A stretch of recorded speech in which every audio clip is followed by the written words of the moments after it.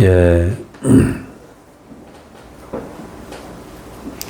오늘 우리 히브리서가 거의 다 끝나가고 있습니다. 22번째 말씀, 히브리서 12장입니다. 18절입니다. 너희는 만질 수 있고 불이 붙은 산과 침침함과 흑암과 폭풍과 나팔 소리와 말하는 소리가 있는 곳에 이른 것이 아니라 그 소리를 듣는 자들은 더 말씀하지 아니하시기를 구하였으니 이는 짐승이라도 그 산에 들어가면 돌로 침을 당하리라 하신 명령을 그들이 견디지 못함이라. 그 보이는 바가 이렇듯 무섭기로 모세도 이르되 내가 심히 두렵고 떨린다 하였느니라. 22절입니다. 그러나 너희가 이른 곳은 시온산과 살아계신 하나님의 도성인 하늘의 예루살렘과 천만 천사와 하늘에 기록된 장자들의 모임과 교회와 만민의 심판자이신 하나님과 온전하게 된 의인의 영들과 새 언약의 중보자이신 예수와 및 아벨의 피보다 더 나은 것을 말하는 뿌린 피니라. 26절입니다. 그때에는 그 소리가 땅을 진동하였거니와 이제는 약속하여 이르시되 내가 또 한 번 땅만 아니라 하늘도 진동하리라 하셨느니라. 이 또 한 번이라 하심은 진동하지 아니하는 것을 영존하게 하기 위하여 진동할 것들 곧 만드신 것들이 변동될 것을 나타내심이라.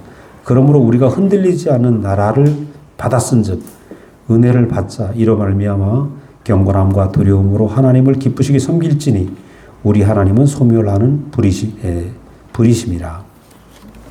아주 굉장히 유명한 장면입니다. 이 장면이 굉장히 유명한 장면인데, 지금 제일 처음에 이제 그 무서운 광경이 나타나죠. 불붙은 산, 침침하고 흑암과 폭풍과 나팔 소리와 짐승이라도 견딜 수 없는 무서운 환경이 지금 나오고 있는데, 이 장면은 어떤 장면이냐면 이스라엘 백성들이 그 출애굽을 하고 한 9개월 정도 지났을 때 시내산이라는 데 이르렀습니다. 이 시내산에서 모세는 10계명 판을 받게 됩니다. 그래서 밑에 200만이나 되는 백성들은 시내산 밑에 있고 하나님이 모세 혼자만 불렀어요. 그래서 모세 혼자만 산으로 올라가는데 아무도 접근하면 안 된다. 접근하면 다 죽는다. 그래서 모세만 혼자 올라갔는데 빽빽한 구름 속으로 들어갔습니다. 시내산이 상당히 높다고 그래요. 거의 3,000m 가까이 되는데 그 높은 산 꼭대기에 이제 모세 혼자 올라가는데 성경에 보면 하나님과 무릎을 맞대고 앉았다 이렇게 나옵니다. 그런데 그 밑에서 보는 사람들이 보니까 빽빽한 구름 속에 막 천둥도 치고 벼락도 치고 무서운 소리가 나팔 소리도 들리고 막 무서우니까 막 두려워서 범접할 수 없었더라 이런 얘기입니다. 여기 보니까 모세도 심히 두려워했더라. 그 두려운 속에서 모세는 뭘 받았는가? 하나님의 율법을 받아옵니다. 10가지 계명이 새겨진 돌판을 받아오게 되죠. 그런데 그 밑에 22장 보니까 그러나 너희가 이른 곳은 또 다른 장면이 펼쳐집니다. 시온산과 살아계신 하나님의 도성이다. 이렇게 얘기하거든요. 자, 왜 모세가 간 땅은 그렇게 짐승도 두려워하는 그런 땅이었을까? 뿐만 아니라 만질 수 없고 하나님도 만질 수 없고 거기 어떻게 손댈 수 있는 그게 없는 어찌 해볼 수 없는 모세 하나만 달달 떨면서 그 하나님 앞에 앉아 있었던 거죠. 뿐만 아니라 말하는 음성도 없었더라. 그러니까 막 우레 같은 소리만 그렇게 나는 그런 무서운 장면이다. 왜 이런 장면이 계속됐냐면 우리는 여기에서 모세가 얼마가 있었냐면 40일을 있었어요. 40일 그 산 속에서 산 꼭대기에서 하나님과 있으면서 10계명을 받아가지고 돌판을 들고 내려왔거든요. 자, 우린 여기서 구약의 하나님은 이렇게 무서운 분이다. 그렇게 알면 됩니다. 아담의 처음 모습은 어땠습니까? 동산에서 하나님과 벌거벗었으나 부끄럽지 않고 하나님과 함께 사는, 하나님과 함께 그 동산을 거니는 사람이에요. 그러니까 에덴이라는 뜻은 기쁘다, 먹는다.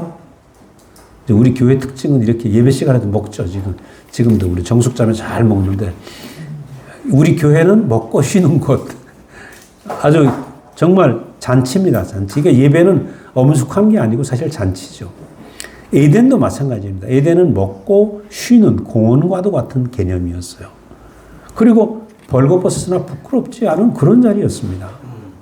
그런데 거기에서 하나님의 온전한 뜻을 받아서 하나님과 함께 먹고 살았더라면 아무 문제가 없습니다. 근데 아담이 속이는 자가 와서 내가 이것을 먹으면 하나님을 선악을 아는 일에 하나님같이 될 거다. 선악과를 보는 순간에, 사탄이 가져온 선악과를 보는 순간에 야, 너무 아름답고 너무 보기 좋고 지혜롭게 할 만한 탐스러운 그 선악과의 모습은 곧 영광스러운 사탄의 모습과 똑같았다는 거죠. 그래서 그걸 먹어버린 거죠. 그러니까 그 말을 듣는 순간에 갑자기 뭐가 생겼습니까? 천사가 부러워하는 마음이 생겼어요. 사탄이 부러운 마음이 생겼어요. 그럼 여태까지는 몰랐잖아요. 여태까지는 벌거벗고 하나님 앞에서 쉬고 먹고 마시고 그 존재로만 있는 상황이 너무 행복이 안식이었어요. 안식. 부러운 게 아무것도 없었어요. 근데 갑자기 사탄이 가져온 선악과를 보는 순간에 사탄도 부럽고 선악과도 부럽고 부러운 것이 생긴 거죠. 자, 이게 뭐냐면 부러운 것이 생기면 어떻습니까? 갑자기 내가 초라해 보인단 말이에요. 그죠? 우리도 마찬가지잖아요. 잘 살았어. 잘 살았는데 누가 옆에서 갈비를 뜯고 있으면 갑자기 더 배고파진단 말이죠. 똑같은 원리입니다. 잘 살고 있다가 타락한 천사의 모습을 보고 나는 왜 이렇게 연약한 육체로 지어졌나? 나는 왜 이렇게 부족한가? 야, 그 순간에 하나님 앞에서 안식하고 살았던 이 벌거벗은 아담이 나는 왜 부족한가? 나는 왜 부족한가라는 생각을 하는 순간에 천사 앞에서 열등감을 갖는 순간에 누구를 원망합니까? 하나님 왜 나 이렇게 만들었어요? 부러운 것이 생기는 순간에 하나님을 원망하는 마음이 생깁니다. 그러니까 여기서 원죄가 뭐냐 하면 하나님이 지어준 사람의 위치, 영광스러운 위치, 흙으로 지어졌고 천사보다 능력이 없지만 사람은 어떤 존재냐? 하나님의 마음을 나타낼 수 있는 아들이 될 수 있는 존재라는 거죠. 천사는 하나님의 능력을 받았어. 능력을 가지고 살지만 하나님의 생명을 받을 수는 없다는 거예요. 하나님의 마음을 받을 수는 없다는 거예요. 요셉이는 아빠, 엄마의 생명을 받았잖아요. 그죠? 이 그래 아들 아닙니까? 사람은 하나님의 생명을 받을 수 있는 존재다. 하나님의 마음을 받을 수 있는 존재다. 저는요, 제가 한산이신데 나는 우리 아버지가 어려웠어요. 왜냐하면 시험 볼 때 맨날 종아리 맞으니까 정말 싫었거든. 우리 아버지가 너무 힘들었어, 저에게는. 근데 어느 날 보니까 내 친구들이 그래. 넌 아버지하고 똑같대. 그 소리가 기분도 좀 나쁘고, 그죠? 지금은 기분이 안 나쁜데, 그때 좀 기분 나쁘더라고. 아버지보다 더 낫으면 좋겠는데 말이지. 근데 어쩔 수가 없어요. DNA가 똑같은데 뭐 어쩌겠어요. 그러니까 아들은 내가 좀 부족할 수도 있고 뭘 못할 수도 있는데 아버지의 생명을 받을 수 있다. 생명을. 사람은 어떤 존재냐? 하나님의 생명과 하나님의 마음과 하나님의 성품을 받아서 그것을 살려낼 수 있는 존재다. 그러니까 아주 놀라운 존재죠. 근데 아담이 천사를 보는 순간에 자기가 어떤 존재를 잃어버렸죠. 내가 어떤 영광스러운 존재인가? 존재를 잃어버리고 갑자기 타락한 천사가 부러워진 겁니다. 이 얘기는 어떤 얘기냐 하면 우리 아버지 놔두고 남의 아저씨 부러워하는 격이 되는 거죠. 그 비극이란 말이죠, 그게. 우리 아버지 농사 짓는다고 전 막 학교 다닐 때, 고등학교, 대학교 다닐 때는 아버지가 이제 뭐 6월 6일 이런 때는 일이 얼마나 많아요. 그럼 6월 1일 날 친구들하고 놀러 가고 싶어 죽겠는데 야, 일하러 가자 그러면 밭에 나가서 니 아까 끌어야 돼. 그거 너무 싫더라고. 웬 또 소양댐으로 가는 관광버스는 그렇게 많은지. 날씨는 더워 죽겠고, 그러면, 아이씨, 입에서 막 자꾸 씻소리가 계속 나오지. 아버지 혼자 일할 수 없잖아요. 할 수 없이 이제 가서 니 아까 끄는 거라. 그럼 이제 아버지가 원망스럽지. 저 관광버스 운전수 아저씨가 훨씬 멋있어 보이는데. 그렇게 해서는 안 된다는 거죠. 잘나거나 못나거나 내 아버지는 내 아버지니까. 그렇죠? 그래서 아담이 잊어버린 게 아버지를 잊어버린 거예요. 사탄이 부러워지는 순간에 아버지를 잃어버렸다는 거예요. 자, 그러다 보니까 아버지를 잃어버리니까 어때요? 이제는 사탄이 자기 하나님이 된 거죠. 능력이 자기에게 부러움의 대상이 되고, 능력과 아름다움과 지혜로움과 소유와 이런 것들이 부러워지기 시작했어요. 그게 부러워지니까 어때요? 결국은 자기의 근원이신 하나님을 잃어버린 것, 아버지를 잃어버린 것이 결국 뭐가 됩니까? 아버지를 잃으면 내가 고아처럼 되는 거죠. 고아처럼. 고아처럼 되면 내가 갈 곳이 없는 거 아닙니까? 네, 저는 우리 누님이 그 고아원 아이들을 돌봤어요. 충무로 한 10년 이상 돌봤는데 항상 우리 집에 와서 이제 밥을 먹고 아이들이 가면 저녁 때만 되면 눈동자가 이렇게 흐릿해져. 왜? 자기가 잠잘 때는 고아원이지만 가기 싫거든. 그러니까 내가 갈 고향이 없다. 갈 곳이 없다.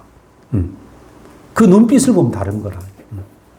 그래서 항상 저녁 같이 놀다가도 저녁 무렵에 나는 집으로 오고 걔들은 이제 고아원으로 돌아가는 모습 보면 늘 가슴이 아팠어요.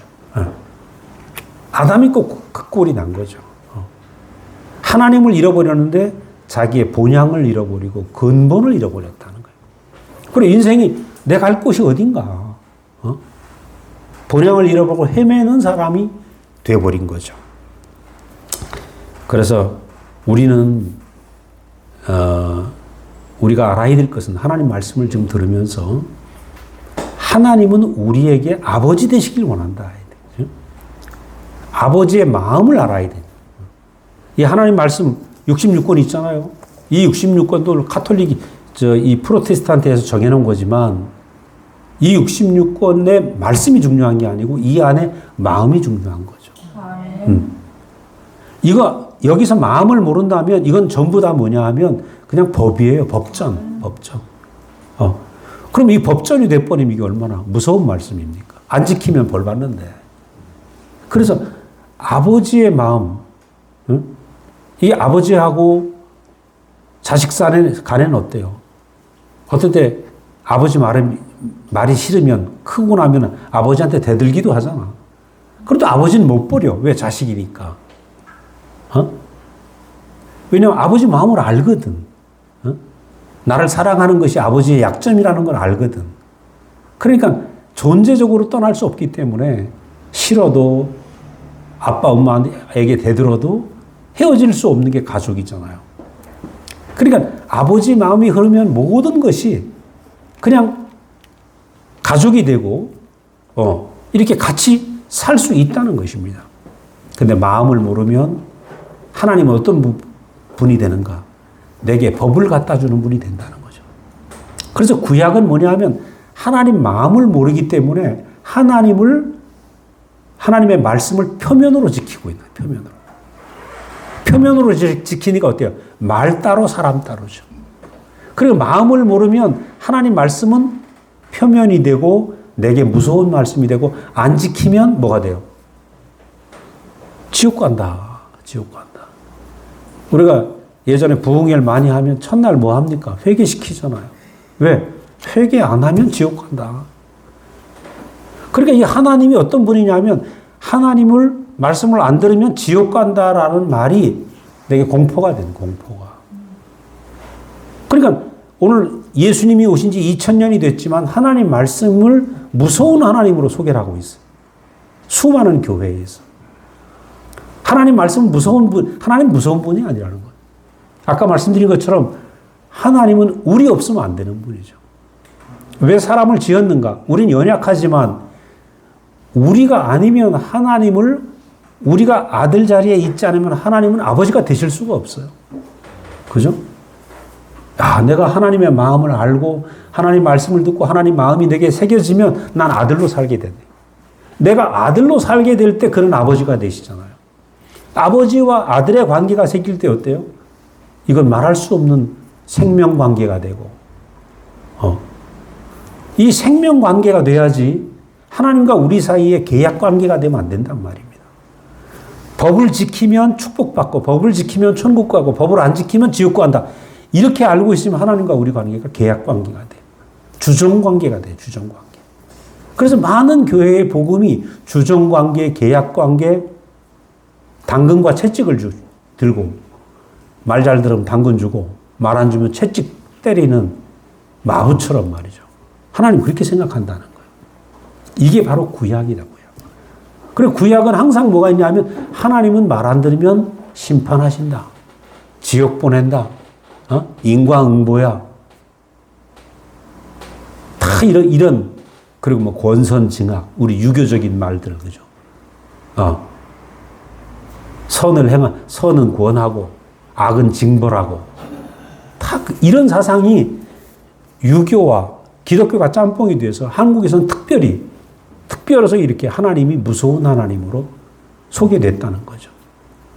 그런데 하나님이 사람을 원래 지으실 때는 함께 살기 위해서, 동산 안에서 함께 거들고 함께 살고 함께 사랑을 나누는 생명관계, 아버지와 아들 관계로 살게 하기 위해서 우리를 지으셨다는 거예요.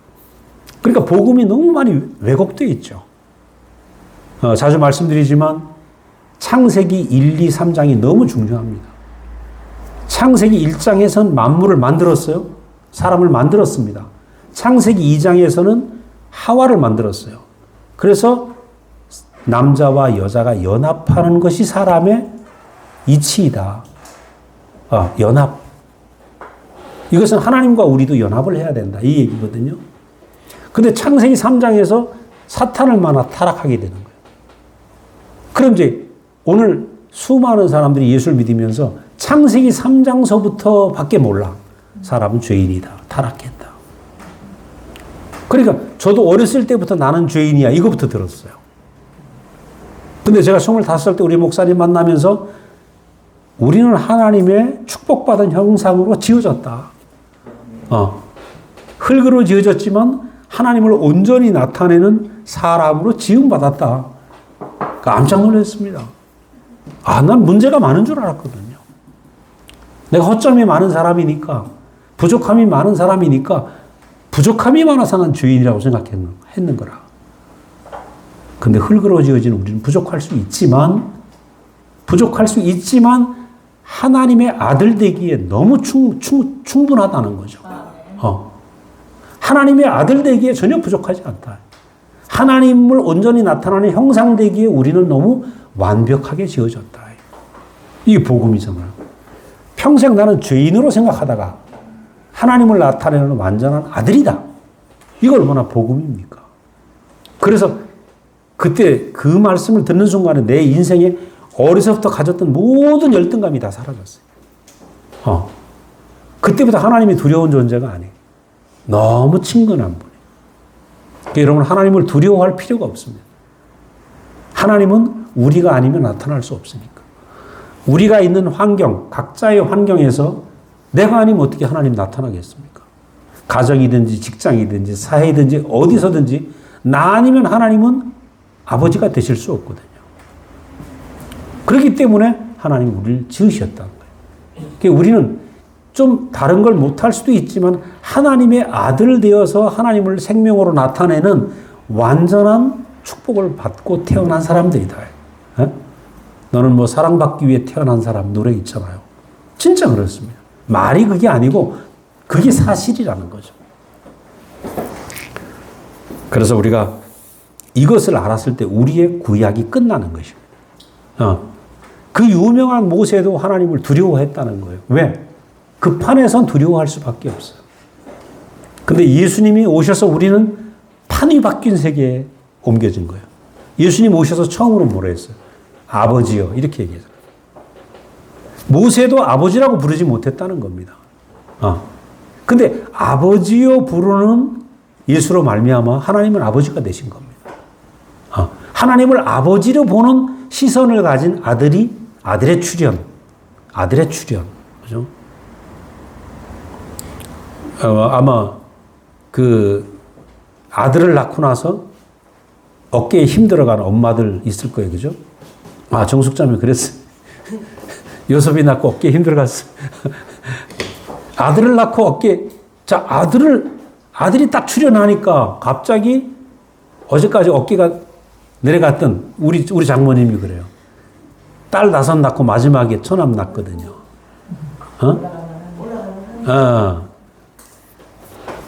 그래갖고 막 그 우리 자매도 너무 좋아하고 왜? 엄마가 너무 불쌍하거든 맨날. 사실은 요즘 딸이 최고인데 말이지. 딸이 최고인데. 그래서 우리는 예수로 말미암아 새 판이 열렸다. 하나님이 아버지 되는 판이 열렸고 우리는 아들 되는 판이 열렸다. 그리고 그 판에 그 판 안에서 예수를 만나게 되면 우리는 아들로 살게 되는 것이고. 그리고 모세가 얼마나 대단한 사람이에요. 모세와 200만이나 되는 이스라엘 백성들을 40년 동안 광야를 이끌고 간 사람이잖아요. 보통 카리스마가 있는 지도자가 아닙니다. 그런데 그 모세도 하나님을 아버지로 만날 수 없었다는 거예요. 무서운 하나님. 우리는 오늘 어때요? 하나님을 너무 내 주머니 속에 있는 휴대폰처럼 너무 쉽고 너무 가볍고 그런 하나님으로 오늘 우리에게 오셨다는 거죠. 이게 대박이죠, 대박. 불과 2년 전까지만 해도 하나님 어떤 분이었어요? 무서운 하나님이었죠.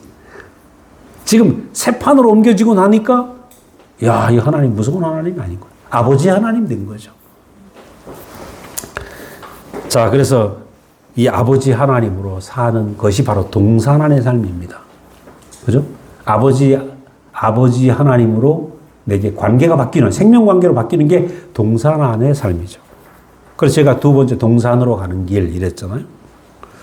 하나님이 찾으시는 동산으로 가는 유일한 비결은 우리가 하나님 찾으시는 사람이 되면 됩니다. 하나님이 찾으시는 사람이 있다는 거예요. 그러니까 아들 되는 조건이 하나 있다. 조건. 그 조건은 뭐냐면 하나님 찾는 사람이 되면 곧바로 신락원에서 복락원이 된다. 곧바로 낙원 안에 삶이 된다. 아담이 선악과를 먹고 뭘 했습니까? 무화과 잎으로 막 자기를 덮었고 나무 뒤에 숨었습니다. 그 이후에 모든 사람들은 수많은 무화과 잎으로 자기를 덮어요. 소유로, 행위로, 헌신으로, 충성으로 자기를 덮어. 그런데 하나님은 그 덕지덕지 덮여 있는 그 사람을 좋아하는 게 아니라는 거죠. 우리 예수님을 보자고요. 예수님을 보면 예수님이 살아 생전에 얼마나 많은 일을 하셨어요. 죽은 사람을 살리고 문둥병자를 고치고 배고픈 사람을 먹이시고 키우고. 그런데 그 엄청난 선행과 엄청난 일을 했던 모든 것들이 십자가 앞에서 다 사라져버려요. 다 사라지고 십자가에서 뭡니까? 뭐만 나타납니까? 그런 모든 무화과 잎이 다 떨어지고 하나님 앞에 내려올 수 없는 사람의 연약한 모습. 하나님, 이것이 당신 뜻이라면 내가 이 십자가를 지겠습니다 하고 그 십자가에 끌려서 내려오지 못하고 죽은 사람, 그 사람만 나타나요. 그런데 그 사람이 죽으시면서 뭐라 하냐면 내 영혼을 당신께 맡깁니다 해놓고 다 이루었다 하고 죽으시는 거죠. 그 사람이 누구냐? 하나님이 찾는 그 사람이다. 여러분, 너무 쉽습니다. 이게 어려운 말이 아니고 하나님이 찾는 사람은 어떤 사람이냐면 뭘 가진 사람이 아니라는 거예요. 행위를 가진 사람, 미덕을 가진 사람, 그렇다고 미덕이 나쁘다는 거 아닙니다. 여러분 미덕 좀 많이 하십시오. 자, 좋은 행위 너무 좋죠. 그러나 그것을 하나님이 찾지는 않는다는 거예요. 하나님이 보시는 건 오로지 하나님 아니면 살 수 없는, 난 당신이 아니면 내가 아들 될 수 없고, 하나님 당신이 아니면 난 아무것도 아닌 숨이 코에 붙는 인생입니다. 그 하나님 아니면 살 수 없는 가난한 사람의 자리, 예수님처럼 내려오지 못한 그 인생의 자리가 참 사람의 자리인데, 이 참 사람의 자리에 있으면 곧바로 동산이라는 거죠. 저도 이제 많은 날 힘들었던 것이, 하나님은 내가 덮은 무화과 잎을 좋아한다고 생각을 했어요. 그래서 충성을 더 해야 되지, 금식도 더 해야지, 철야도 더 해야지, 무수한 난 밥을 굶었는데 난 배고픈 거 못 참거든요. 진짜 금식하는 거 힘들더라고. 네. 더군다나 막 대학 다니면서 민족 복음화를 위해서 시험 보고 있는데 밥을 굶고 시험을 보재. 특히 우리 자매들, 믿음 좋은 자매들은 밥 굶짝하면 나는 안 굶을 수, 체면이 있으니까 안 굶을 수도 없고 환장하겠더라고. 밥 많이 굶었네요. 왜? 그게 하나님 기뻐하는 건 줄 알았어. 근데 지금 와서 보니까 전부 무화과 잎이야.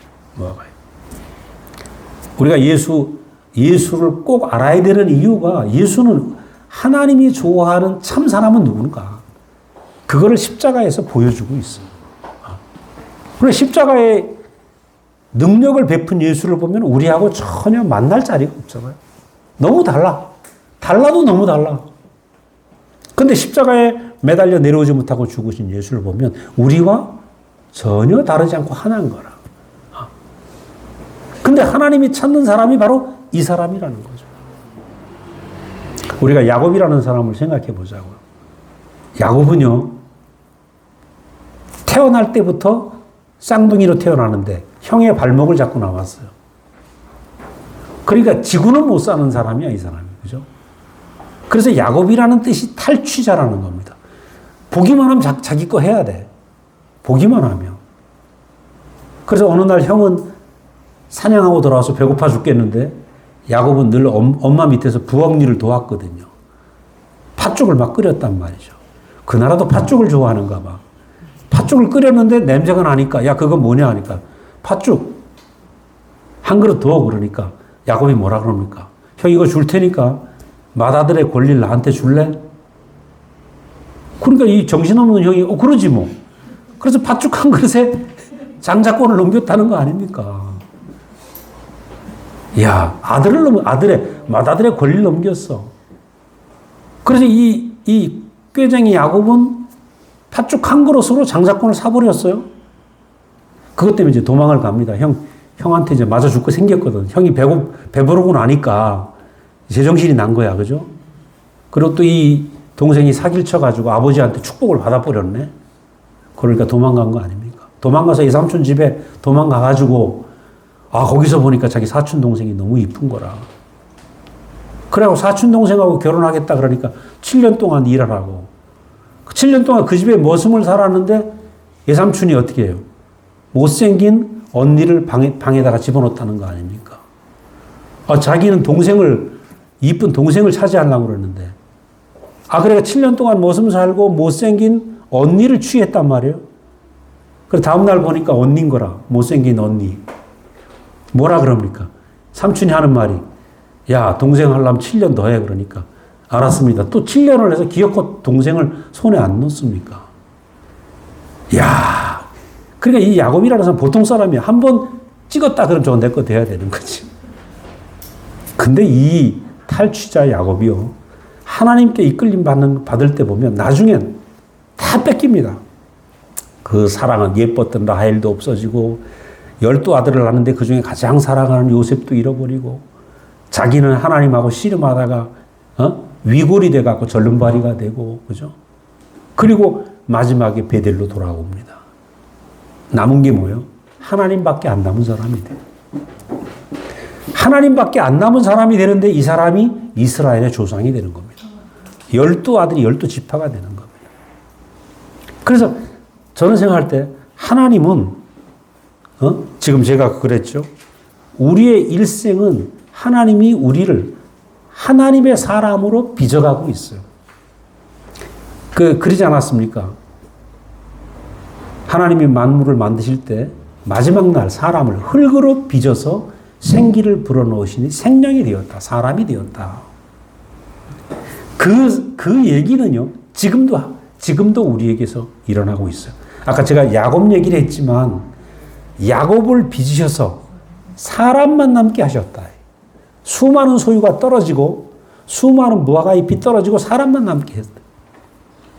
하나님은 지금도 이 일을 우리 안에서 하고 계셔요. 제 일생을 놓고 봐도 없더라. 제가 가졌던 모든 소유들이 다 떨어져 나가 아무것도 없더라고. 우리 목사님을 봐도 인생에서 남는 게 뭐냐? 소유는 잠깐 있다가 없어져요. 젊음도 잠깐 있다 없어지는 거예요. 제가 귀가 아플 줄 몰랐어요. 자신만만했는데 이게 쉽게 낫질 않아요. 그러니까 어떤 것도 건강도 내게 아니고 내 육체도 내게 아닌 거예요. 하나님 앞에 나는 빈손임, 당신 아님 살 수 없는 인생입니다. 이것만 남죠. 사람만 남아요. 그래서 흙으로 빚어진 그 사람만 남는 것. 이것이 하나님 앞에 붙잡힌 사람들의 일생이고 결국 어떤 사람이 되냐? 하나님을 온전히 나타내는 아들로 우리는 빚어지게 된다는 거예요. 제가 마지막에 그랬잖아요. 우리가 사람으로 빚어지는 것은 현재 진행형이다. 창세기 때 흙으로 사람을 빚은 그 사건이 지금 우리에게 현재 진행형입니다. 저도 생각하면 그래요. 제가 우리 집사람하고 10년을 부부싸움을 했거든요. 치열하게 했습니다. 왼수가 그런 왼수가 없지. 근데 10년이 탁 지나가서 내가 부서지고 딱 났는데 그때 제가 딱 보여진 게 뭐냐면 와, 우리 자매가 너무 감사한 거예요. 밤마다 울었던 우리 자매가 아니면 내가 흙이 될 수 없는 거라. 내가 바위같이 단단한 사람이라. 야, 이 바위 같은 나를 만나서 얼마나 힘들었겠노. 내 신념이 너무 강하고 의의가 너무 강하고 잘난 게 너무 강하고 이거를 막 하나님 부수시더라고. 그때 제가 이 말씀이 알아졌어요. 야, 하나님이 우리를 만나서 흙으로 다시 빚고 계시는구나. 딴따란 나를 부숴서 완전히 물렁물렁한 흙처럼. 저는 어려서 농사를 졌기 때문에 요즘 어떤가 몰라요. 모내기 철에 가면 어떻습니까? 그 모내기 하루 전에 논에 물을 대잖아. 그죠? 물을 대놓고 뭐 합니까? 썰애질을 한다. 우리 애들은 모를 거야. 썰애질. 반죽처럼 막 그 옛날엔 경운기도 없고 소 가지고 그죠? 몇 번씩 왔다 가서 흙이 반죽처럼 돼야 돼요. 반죽처럼 해야 뭘 합니까? 다음날 모내기 할 때 모를 찐단 말이에요. 막 꼽거든요. 맨손으로 꼽아, 맨손으로. 그럼 맨손으로 꼽으려면 어떻게 돼요? 흙이 논바닥이 반죽처럼 돼야 되겠죠. 딱 마찬가지라. 하나님이 우리를 어떻게 만드시는가? 논에 모내기 하기 위해서 반죽해 놓은 그 흙처럼 하나님이 우리에게 심겨주려면 우리가 그런 반죽된 흙이 돼야 된다는 거죠. 그래서 야곱의 일생도 하나님이 반죽한 흙이었고 우리도 마찬가지라는 거죠. 그래서 저는 생각할 때 여러분 우리에게 수많은 일이 있다. 수많은 역사가 있다. 아픈 일도 있었고 어려운 일도 있었다. 이 모든 일은 하나님이 심겨지기 위해서 하나님이 나를 흙으로 만드셨구나. 나를 반죽처럼 만드셨구나. 이렇게 알면 됩니다. 이 반죽이 된 사람이 어떻게 됩니까? 하나님의 동산이 되는 겁니다. 동산 안에 있는 사람. 자, 그런데 이 동산이 회복되는 것이 우리 삶이 돼야 되는데 오늘 우리가 이룬 곳, 세 번째로 우리가 이룬 곳은 어떤 것이냐? 오늘 본문 말씀에도 나오지만 시온산이고 살아계신 하나님의 도성이다. 오늘 우리가 이룬 곳. 자, 이것은 미래에 있는 일이 아닙니다. 시온산은 뭐냐면 계시록에 보면 시온산에 어린 양이 섰는데 흰옷을 입은 14만 4천 명이 섰고, 야, 그래가지고 우리 명학자매는 흰옷 입고 시온산에 서려고 기다렸던 거 아닙니까? 옛날에. 그죠? 다 이 착각을 하고 있다는 거예요. 그럼 시온산은 뭐냐 하면 어린 양이 14만 4천과 같이 섰다는 얘기는 어린 양이 왕이 되어서 통치하는 나라라는 거죠. 어린 양이 왕이 됐다는 얘기는 뭡니까? 14만 4천이 다 어린 양이라는 겁니다. 제가 보니까 뉴질랜드 우리 아들이 있어서 한번 가보니까 저녁이 되면 기이한 광경이 벌어집니다. 앞에 소들이 우리로 들어가는데요. 한 놈만 딱 끌고 들어가면 그 뒤에 수백 마리가 딸려갑니다. 어린 양도 마찬가지죠. 제일 앞에 큰 놈만 딱 끌고 가면 뒤에 애들이 줄줄줄 다 따라와. 그리고 어린 양의 특징은 어린 양이 근시라네요. 근시. 멀리 못 봐요. 그러니까 자기는 길도 몰라. 앞에 가는 형 엉덩이만 보고 따라가는 거지. 자기도 모르고. 이게 어디로 가는지 모르는데 끌려가는 거라. 근시에다가 똑똑하지도 못하고. 그러니까 무조건 내 앞에 있는 형을 따라가는 거죠. 근데 우리가 하나님 말씀을 듣다 보면 우리가 어떤 사람이 되는가? 근시가 됩니다. 내가 아는 것들이 다 사라져. 손아깔 먹고 똑똑했던 내가 다 사라지고, 나는 모릅니다. 나는 내 길을 알 수 없고, 당신이 아니면, 형제가 아니면 난 내 길을 알 수 없습니다.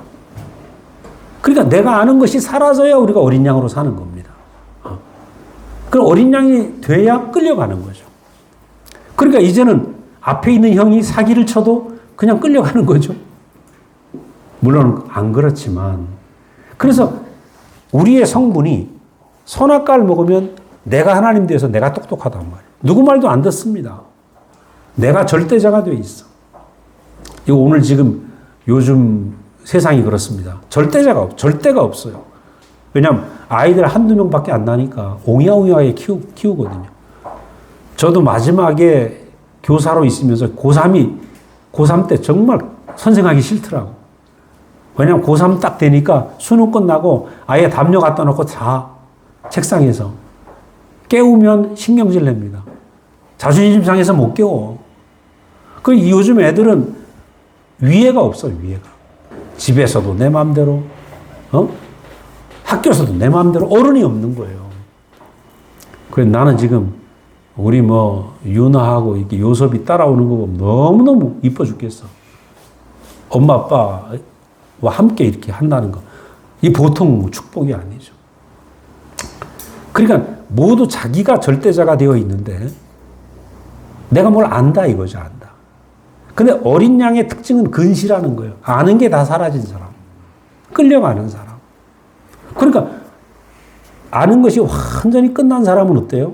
어린 양의 음성을 따르고 그 통치에 순종할 수가 있죠. 그래서 우리가 어린 양 앞에서 어린 양의 영광을 보고 내가 어린 양이 되어가는 겁니다. 그러니까 교회는 거듭남이 뭐냐? 내가 잘나서 호랑이 같던 내가 어린 양으로 바뀐 것이 거듭남이에요. 본성이 바뀌는 거죠. 그러니까 이 사람들이 어떻게 보면 바보 같죠, 바보.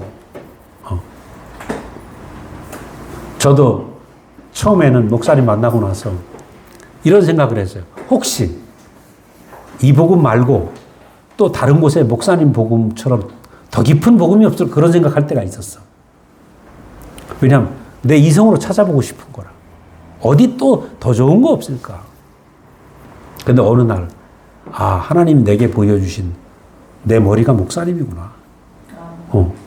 내 앞에 있는 저분이 내 머리구나. 그렇게 알고 나니까 내 아는 모든 것을 내려놓게 되고, 그죠?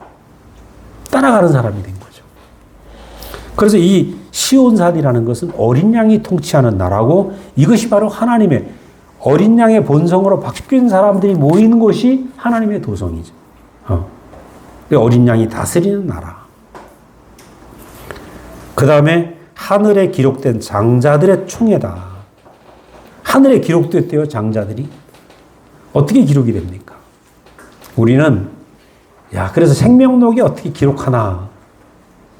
하늘에 생명록이 있는데 생명록에 내 이름이 어떻게 기록되나? 이 생각을 많이 했어요. 근데 지금 와서 보니까 예수와 내가 한 운명이 되면, 한 생명이 되면 예수 안에 포함되어서 내가 그 안에서 내가 하나가 된다는 거예요. 생명의 기록. 자, 아들은 아버지 가슴에 기록도 있잖아요. 존재적으로. 생명의 기록이 그것입니다. 그래서 예수의 운명이 새겨진 사람은 당연히 예수와 한 운명이 되고 당연히 하나님의 가슴에 새겨진 존재가 되는 거죠. 그래서 우리는 교회 생활하면서 지금 서로 한 운명이 되어가는 겁니다. 한 운명 안에 만나기 때문에 한 운명이니까 형제자매죠. 교회 생활은 새겨지는 겁니다. 조합이 아닙니다. 조합이 아니고 서로 간에 간증을 먹으면서 예수의 운명 안에서 한 운명이 되어서 서로 새겨지는 거라. 그러니까 교회는 세상에 있는 만남과 다릅니다. 국민의힘도 아니고 더불어민주당도 아니고 그런 만남이 아니라는 거예요. 예수의 운명이 새겨진 사람들, 십자가에 내려올 수 없는 운명이 새겨진 사람들이 한 생명으로 서로가 새겨지는 사회. 이것이 장자들의 충이에요. 장자는 뭡니까? 제가 요섭이를 보니까 얘가 모교 모임에 참석합니다. 레위기 모임에 참석을 하는데 딱 보고 있으면 아빠의 모습이 그대로 나와. 장자 아닙니까? 장자. 숨길 수가 없어. 김영건 아빠를 숨길 수가 없어. 요셉 안에서. 그러니까 장자는 뭐냐 하면 하나님을 숨길 수가 없는 사람들. 하나님밖에 안 남은 사람들. 이 사람들이 장자들이죠. 그 다음에 새 언약의 중보자이신 예수와 함께 있다. 새 언약의 중보자. 저는 이 중보가 어떤 중보냐 하면 예전엔 그랬어요. 내 기도를 예수님의 이름으로 하면 내 기도를 들으시겠지. 이게 중보라고 생각을 했어. 근데 새 언약의 중보는 아까 나온 거지만 예수의 운명 안에 그 운명이 내 운명으로 보여서 그 십자가에 못 내려오는 운명 안에 내가 포함되는 겁니다. 포함되면 십자가에 못 내려오고 죽으신 예수는 우리와 똑같은 자리 아닙니까? 그죠? 이 똑같은 자리에서 하나 되는 것, 그와 우리가 하나 되는 것, 이게 완전한 중보죠. 완전한 중보. 뿐만 아니라 이 예수는 모든 사람이 포함될 수 있다. 우리 목사님 늘 얘기해요. 저는 목사님으로 완전히 만족하고 살았거든요. 근데 요즘 하시는 말씀이 나는 여러분을 포함하는데 한계가 있습니다. 그러나 예수님은 모든 사람을 포함할 수 있는 분이다. 그러니까 예수의 죽음이 그렇게 완전하다는 겁니다. 완전한 사람이라는 거죠. 뿐만 아니라 모든 만유를 포함하는 중보자다. 그럼 완전한 중보자를 만나는 것이 너무 복인 거죠.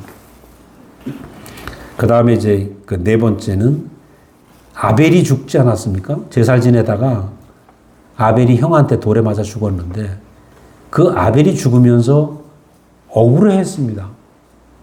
제사 지내다가 억울했을 거 아니에요? 죽으니까.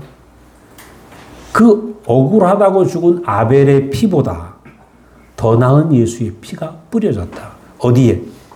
그 시온산에 뿌려졌다. 하나님 도성에는 어린 양의 피가, 예수의 피가 뿌려졌다.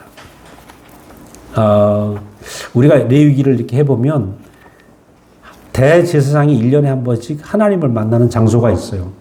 그것이 맨 안쪽에 지성소가 있어요. 이 지성소에 들어가서 뭘 하냐 하면 대제사장은 7번 피를 뿌립니다. 그러니까 지성소는 사실은 우리가 말이 지성소지 그 안에는 어떻게 했어요? 피비린내가 가득하죠. 어린 양 피비린내가 가득해요. 지성소 전체가 피냄새가 가득합니다.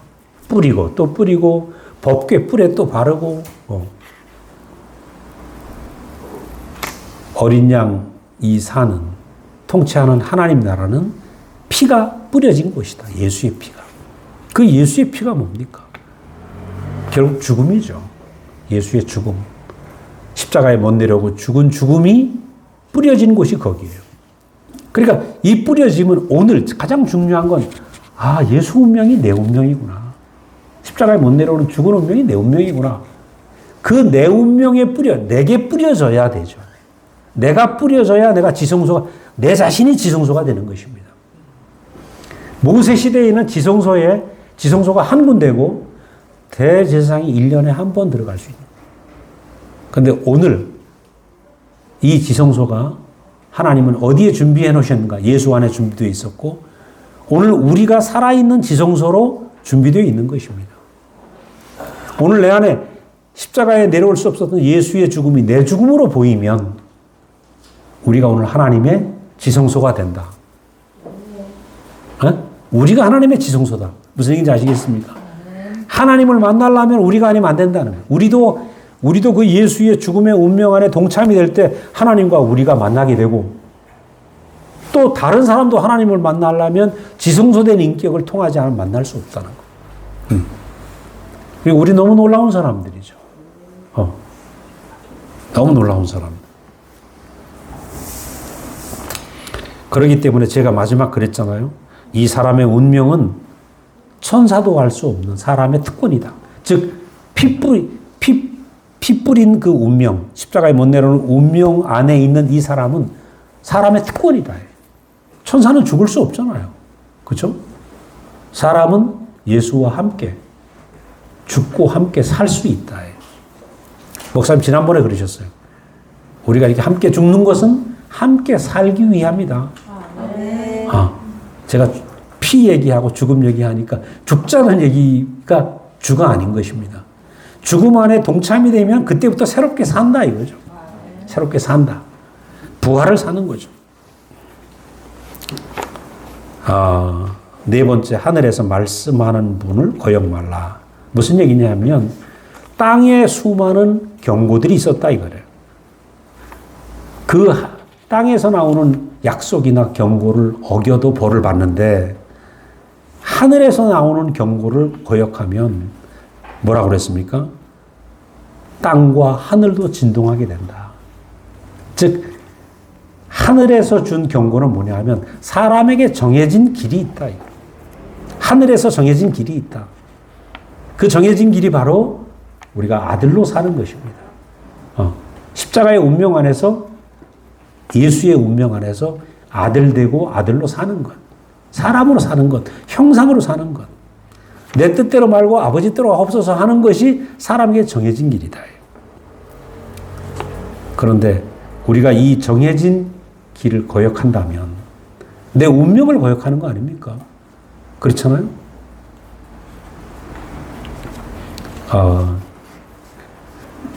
제가 학교 있을 때 우리 딸이 바로 그 밑에 여학교를 다녔어요.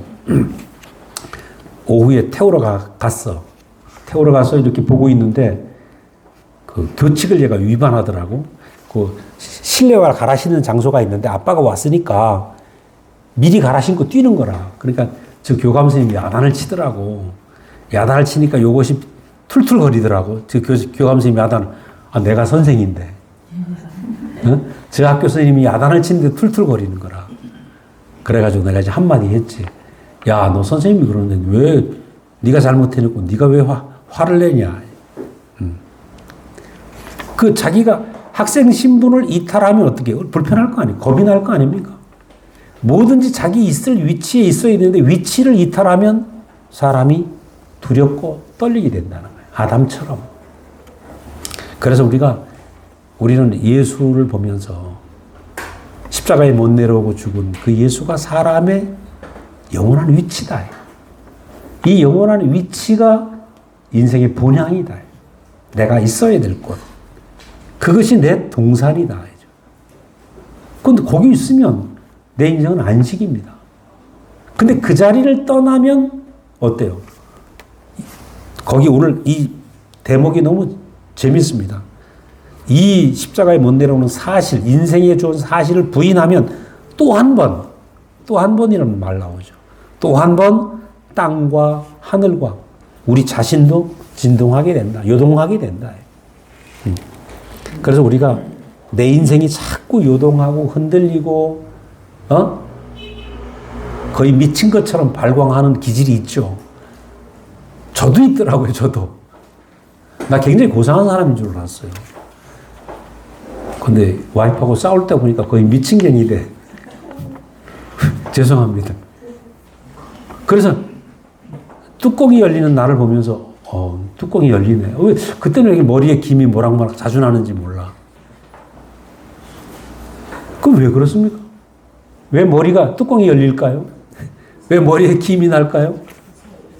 위치를 떠난 거죠. 위치를 떠난 거예요. 여러분 아주 이 비결만 알면요. 십자가에 못 내려오는 매달려 있는 운명이 내 본향이다. 내 위치다. 이것만 알면 쉽습니다.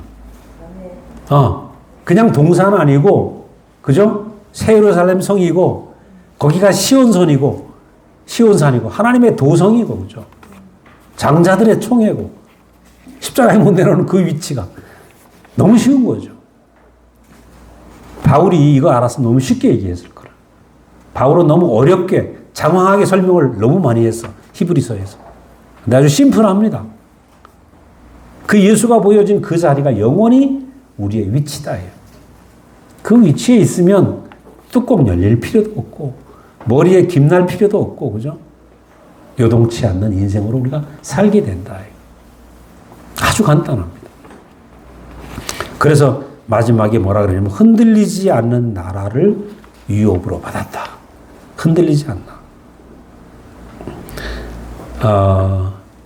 아담이 에덴 동산에서 쫓겨나고 가인은 동생을 죽였어요. 동생을 죽이고 나니까 얼마나 두렵겠어요.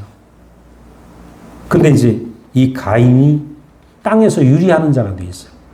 자기가 발붙일 땅이 없는 거죠. 어딜 가나 두려워. 그래서 노 땅이라는데 그거 하는데 노 땅이 유리하다 뜻이거든요. 유리하다. 발붙일 곳이 없어. 그리고 거기서 에녹이라는 성을 쌓습니다. 에녹이라는 아들을 낳고. 자, 이 얘기가 무슨 얘기냐면 사람은 자기 위치를 떠나면 이렇게 불안하다. 유리하는 자가 된다. 그래서 저는 우리 일생이 늘 문제가 어디서 생기냐? 위치 이탈에서 생기는 거죠. 그래서 내가 위치를 하나님이 내게 주신 위치 안에 딱 자리 잡고 있으면 우리 인생은 그때부터 흔들리지 않는 나라가 내 것이 되는 거죠. 요동치 않는 사람이 되는 거죠. 하나님이 주신 것이 아무리 많아도 거기가 본향은 아니다 이거라. 하나님이 주신 것들이 많겠죠. 우리가 받은 것들이 많을 거 아닙니까? 옛날에 기도응답 받았고 내가 어떤 일의 성취도 있을 수 있고 수많은 것들 하나님에게 받은 건강도 있고 다 있겠지만 그것이 최종 목적이 아니다.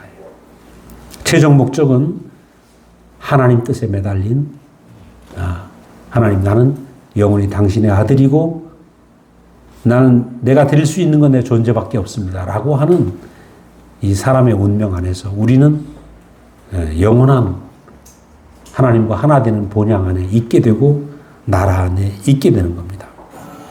그래서 저는 감사한 것이 그 십자가에 내려올 수 없는 인생의 사실 이것이 오늘 우리 안에 명백하게 밝혀진 이 복음을 우리가 만나고 있다는 거죠. 이것이 새판입니다. 그죠? 십자가에 내려올 수 없었던 그 참 사람의 사실이 예수의 사실이죠. 나머지는 신화일 수 있어요. 수많은 예수님의 많은 보면 그것도 신화가 아니지만 우리가 다 알 수 없지만 그러나 알 수 없는 부분이 있단 말이에요. 예수님 안에서. 그러나 우리가 알 수 있는 것은 사람의 위치, 우리가 있어야 될 영원한 본향을 십자가에 못 내려오는 자리에서 예수님은 보여주셨다. 그래서 이것이 예수를 아는 것이고 이것이 내 운명이고 이것이 내가 거해야 될 땅이구나. 이 자리에 우리가 뿌리를 내리고 있으면 우리 인생이 요동치 않는 동산 안의 삶을 우리는 사는 사람이 된다. 곧바로 동산이다. 그죠? 곧바로 하나님 나라고 곧바로 신약으로 사는 사람. 여러분 우리가 이 자리에 있지 않으면 우리는 계속 구약입니다. 계속 구약. 오늘 수많은 사람들이 구약에 살고 있다는 거예요. 근데 우리는 오늘 이 예수가 보여주는 위치 안에서 오늘 신약을 누리고 있고 오늘 동산을 누리고 있다. 우리를 이렇게 축복된 자리로 인도하신 주님을 찬양합니다. 예, 기도하겠습니다. 사랑의 아버지 하나님, 주님의 은혜를 감사합니다. 우리가 많은 날 참 우리의 길이 어디고 우리가 있어야 될 땅이 어디인지 몰라서 많은 날 방황하고 그리고 그렇게 인생을 분노하고 원망하고 인생이 부족하다고 생각을 했습니다. 그러나 우리가 예수님이 보여주신 십자가의 운명 안에서 우리가 살아야 될 명확한 땅을 보여주신 것을 감사합니다. 우리의 길을 분명하게 보여주신 것을 감사합니다. 우리가 이 예수를 더욱 깊이 알기를 원합니다. 주님이 보여주신 이 땅을 더욱 온전히 알고 온전히 이 땅에서 우리가 떠나지 않고 우리가 잃은 이 땅과 이 삶을 온전히 누리게 할 수 있도록 주님 인도하여 주시옵소서. 감사하고 예수님 이름으로 기도드렸습니다.